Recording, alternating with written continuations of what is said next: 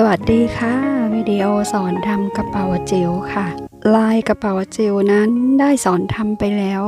3 แบบนะคะอันนี้เป็นแบบที่4นะคะ3แบบนั้นมีอะไรบ้างมีลายไหนบ้างเดี๋ยวจะมีลิงก์แปะไว้ใต้วิดีโอให้นะคะ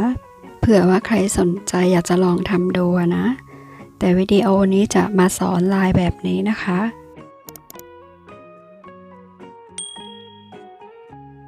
ลูกปัดที่เราใช้จะมี4 มิลกับ6 มิลค่ะเอ็นใช้เบอร์30นะคะวิธีทำก็คือให้เราตัดเอ็นมา1เส้นค่ะเริ่มต้นนะคะเราจะร้อยลูกปัดลงไป12 เม็ดนะคะลูกปัดขนาด4 มิล12 เม็ดแล้วก็มัดให้เป็นวงกลมหยิบเอ็น1เส้นร้อยลงไปด้านข้าง1 เม็ดค่ะให้เอ็นอยู่แบบนี้นะคะจากนั้นให้เราร้อยลูกปัดลงมาทางซ้าย3 เม็ดแล้วก็สวนเม็ดที่3ลงไปค่ะเส้นทางขวาร้อยสอดเอ็นข้ามไปด้านข้าง1 เม็ดนะคะจากนั้นทางซ้ายเราก็ใส่2 เม็ดลงมาค่ะฝั่งซ้ายเป็นฝั่งใส่เม็ดนะคะเส้นฝั่งขวาเป็นฝั่งร้อยสอดเอ็นค่ะเราจะทำแบบนี้ไล่ไปเรื่อยๆนะคะ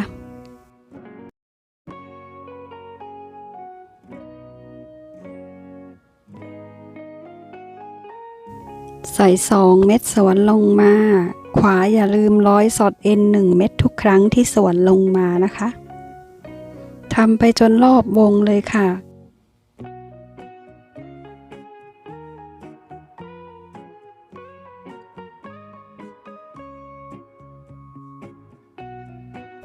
แล้วก็ใส่1 เม็ดลงมาค่ะใช้เส้นทางซ้ายเส้นที่ใส่เม็ดค่ะร้อยสอดเอ็นข้ามมาฝั่งขวาร้อยสอดเอ็นข้ามมา1 เม็ดค่ะตรงนี้เอ็นจะมาเจอกันนะให้เราจับมัดให้แน่นๆก่อนนะคะมัดเอ็นทั้ง2 เส้นให้แน่นๆ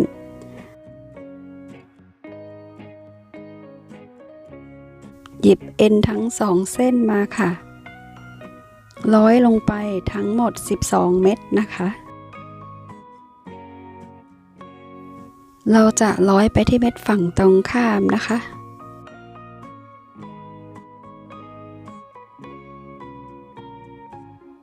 อีกเส้นหนึ่งก็ร้อยไปค่ะเม็ดตรงที่กระพริบสีแดงนะคะก็คือให้สายมันโค้งอยู่ตรงกลางแบบนี้นะ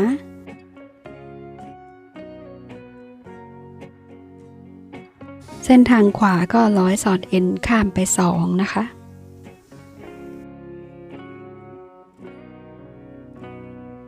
เอ็นเส้นทางซ้ายร้อยข้ามไปตามจุดสีแดงเลยค่ะก็คือเราจะย้ายเอ็นนะคะร้อยเพิ่มไปอีก4 เม็ดนะคะ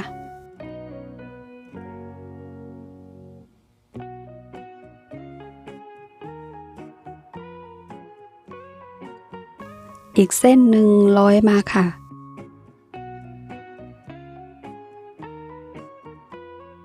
คือเราจะย้ายเอ็นให้มาอยู่เม็ดนี้แบบนี้นะคะเราจะขึ้นแถวที่2นะคะตอนนี้คือเราทำแถวแรกเสร็จไปแล้ว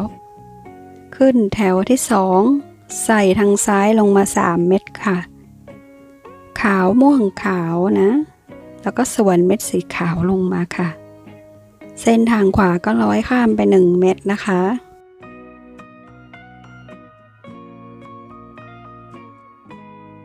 แล้วก็ใส่เม็ดทางซ้าย2 เม็ดใส่ม่วงขาวนะคะสีม่วงคือไซส์ขนาด6 มิลนะคะเมื่อสวนลงมาทางขวาจะร้อยสอดเอ็น1 เม็ดทุกครั้งนะเราจะทำแบบนี้ไปรอบๆนะคะใส่เม็ดทางซ้ายตลอดนะคะพอมาถึงตรงนี้เส้นทางขวาเราจะร้อยข้ามไป2ค่ะแล้วก็ใส่แค่1 เม็ดลงมา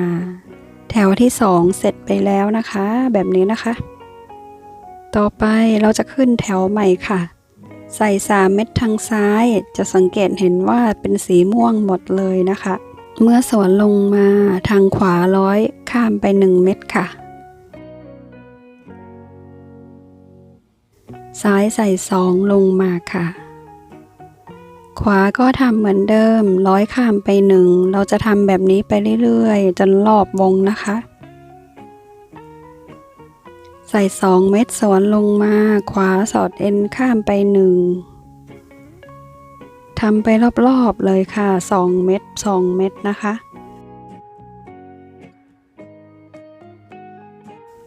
ใส่2เม็ดหมดเลยนะคะ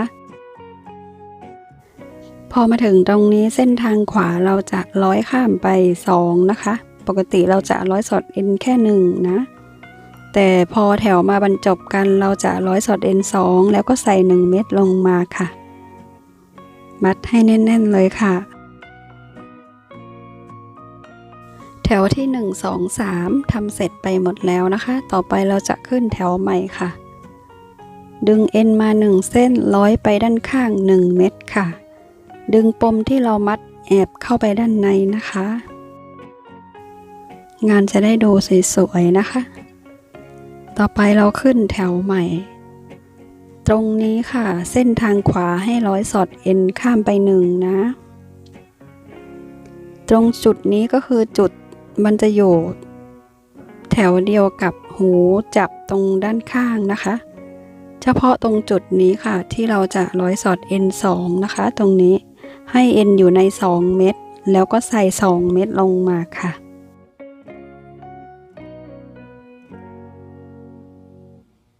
เส้นทางขวาร้อยสอดเอ็นข้ามไป1ค่ะ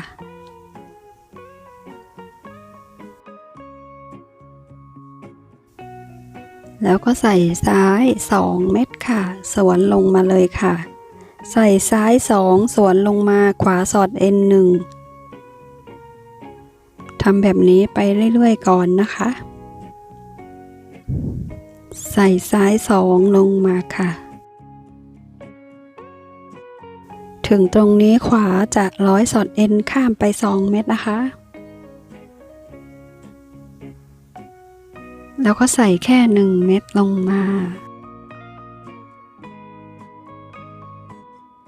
เส้นทางขวาร้อยสอดเอ็นไปทางขวา1เส้นทางซ้ายร้อยสอดเอ็นไปเม็ดข้างทางซ้ายนะคะแล้วก็ใส่1เม็ดลงมาค่ะทำเหมือนเดิมขวาร้อยสอดเอ็นข้ามไป1เส้นทางซ้ายก็ร้อยไปเม็ดทางซ้ายนะคะแล้วก็ใส่1เม็ดลงมาค่ะทำอีกครั้งหนึ่งค่ะเส้นทางขวาร้อยเม็ดทางขวานะเส้นทางซ้ายก็มาร้อยทางซ้ายนะคะใส่1เม็ดลงมาใช้เส้นทางขวาร้อยวนไป3เม็ดเลยค่ะ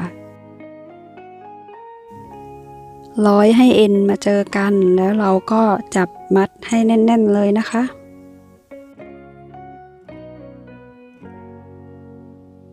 เสร็จแล้วนะคะอันนี้เราจะไม่ใส่เม็ดแล้วนะแต่เอ็นทั้ง2เส้นนี้เราจะร้อยเก็บเอ็นก่อนค่ะร้อยซิกแซกไปมาทางไหนก็ได้ร้อยไปตามลูกปัดเลยนะคะทั้ง2เส้นเลยค่ะแล้วก็ตัดทิ้งไปนะคะได้แล้วค่ะก็จะออกมาเป็นแบบนี้นะคะอันนี้คือใช้ขาวม่วงใช้2ไซส์ค่ะ4มิลกับ6มิลนะคะแล้วก็ขาวแดงก็คือใช้2ไซส์เหมือนกัน2สีนะคะ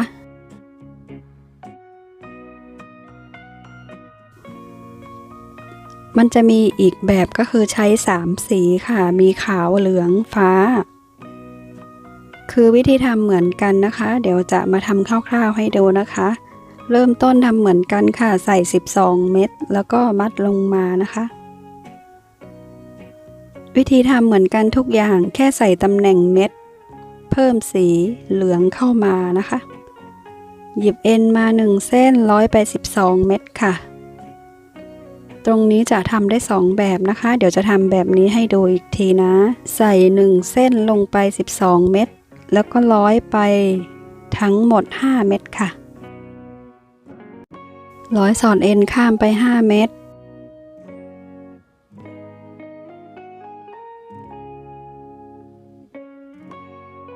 จากนั้นใส่เม็ดทางซ้าย3เม็ดสวนลงมานะคะแล้วก็ใส่ทางซ้าย2เม็ดสวนลงมาใส่สีเหลืองแทรกเข้ามานะคะแถวนี้ตรงนี้ก็ร้อยสอดเอ็นข้ามไป2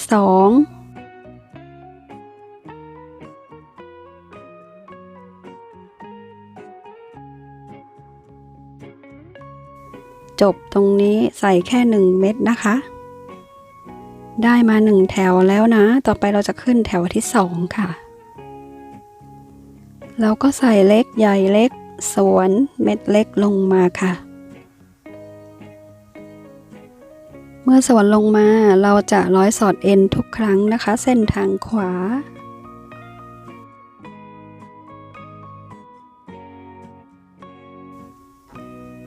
วิธีทำเหมือนกับสีม่วงขาวเลยนะคะ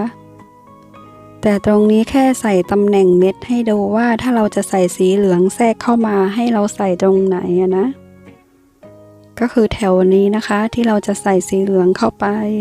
ตรงนี้ทางขวาร้อยสอดเอ็นข้าม2เม็ดค่ะแล้วก็จบที่1เม็ดใหญ่นะคะใส่1เม็ดใหญ่ลงมาต่อไปเราก็ขึ้นแถวใหม่ค่ะทำเหมือนกันเลยค่ะวิธีทำเริ่มต้นแถวใหม่ใส่3ก่อนหลังจากนั้นก็ใส่2หมดเลยนะคะใส่2ทำไปเรื่อยๆจนสุดแถวตรงนี้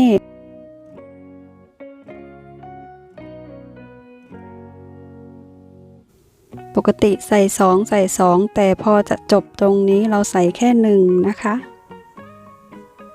มัดซะหน่อยนะลายจะได้ดูแน่นๆแล้วก็สวยๆนะคะ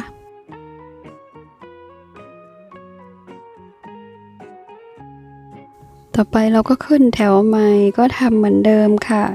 ขึ้นแถวใหม่สเต็ปแรกเราก็จะใส่3เม็ดค่ะถัดไปเราก็ใส่แค่2ไปเรื่อยๆเลยนะคะตรงนี้เราต้องร้อยสอดเอ็นข้ามไป2เม็ดนะคะมันจะอยู่ระหว่างกลางตรงหูจับพอดีนะตรงนี้2มุมเลยทำเหมือนกันนะคะคือขวาจะต้องร้อยสอดเอ็น2เม็ดค่ะเนี่ยค่ะเป็นหว่างกลางตรงสายกระเป๋าลงมาค่ะฝั่งตรงข้ามก็ทำเหมือนกันนะคะตรงนี้2เม็ดนี้นะคะที่เราจะต้องร้อยสอดเอ็น2นะคะแล้วก็ใส่1เม็ดสวนลงมาขวาร้อยสอดเอ็น1ซ้ายร้อยสอดเอ็น1ค่ะ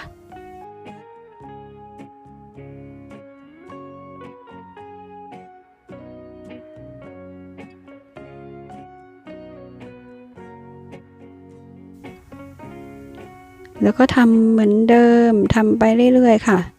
ถ้าใครดูลายออกจะเห็นว่าวิธีทำไม่ยากนะคะ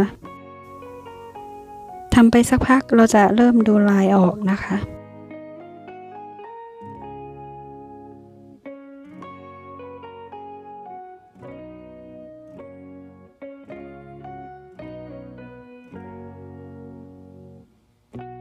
เส้นทางขวาร้อยข้ามไป1เม็ดค่ะตรงนี้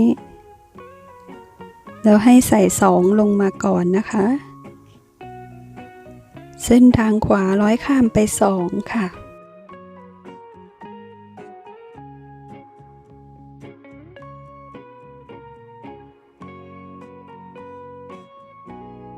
แล้วก็ใส่แค่1เม็ดลงมาค่ะปิดท้ายนะคะ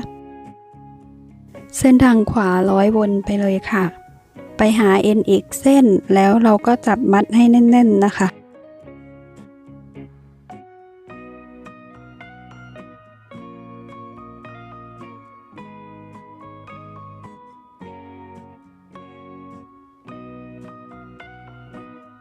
จากนั้นเราก็ร้อยเก็บเอ็นทั้ง2เส้นนะคะแค่นั้นเองวิธีทำเหมือนกันเลยนะคะ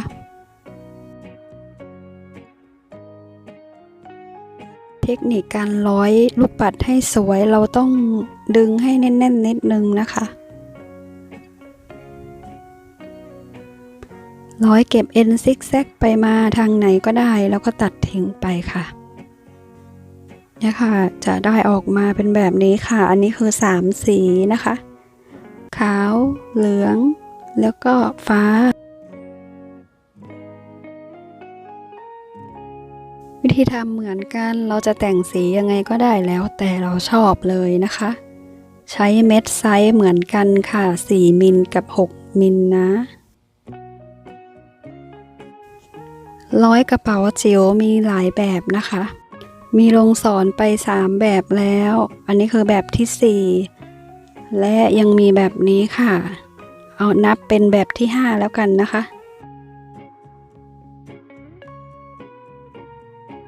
ส่วนอันนี้คือแบบที่6ค่ะ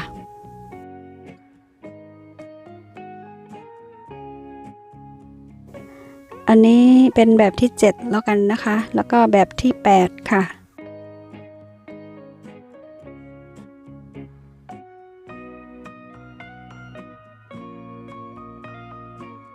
แล้วก็มีแบบนี้อีกนะคะแบบที่9ยังไม่ได้ลงคลิปให้ค่ะเดี๋ยวจะทยอยมาลงให้นะคะว่าวิธีทำยังไงนะ